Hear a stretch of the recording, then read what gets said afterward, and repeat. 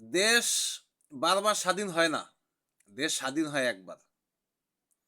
বাংলাদেশের মানুষ আপনারা লাল স্বাধীনতা চাইছিলেন না? নূতন বাংলাদেশ চাইছিলেন না? আজকে মানবতা কোথায় গিয়ে দাঁড়িয়েছে? তখন তো খুব মানবতা দেখাইছিলেন। দেশ নূতন করে আবার স্বাধীন করছেন। আজকে সাদ্দাম জেলে। জেল থেকে মুক্তি পাইল। মুক্তি পাইল, জেল গেট থেকে আবার তাকে অ্যারেস্ট করে নিয়ে গেল। তার স্ত্রী সন্তান মারা গেল। পেরোলে মুক্তি দেওয়া হলো না। আগে আমরা দেখতাম মানুষ মারা গেলে তাকে তার লাশ শেষবারের মতো মানুষ দেখতে যায়। এখন লাশ জেল গেটে আসামিকে দেখতে যায়। এটাই হচ্ছে আপনাদের লাল স্বাধীনতার নূতন বাংলাদেশ।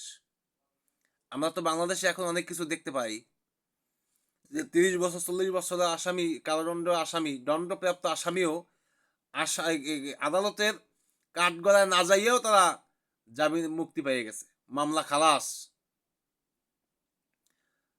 সাদ্দাম কি করত? আওয়ামী লীগ করত, ছাত্রলীগ করত। তার কারণে আজকে তার স্ত্রীর সন্তান যে দুনিয়া থেকে চলে গেল, এর দায় কে নেবে? তাকে জেলে আটকে রাখা হইলো, তার স্ত্রীর সন্তানের জানাজায় যাইতে দিল না। শেষবারের মতো তার সন্তানকে একটু বুকের সাথে জড়াই ধরবে, সেটাও পারল না। এর দায়ভার কে নেবে?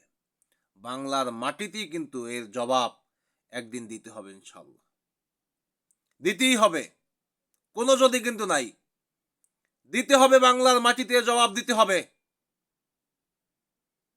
বাংলাদেশের মানুষের কাছে জবাব দিতে হবে।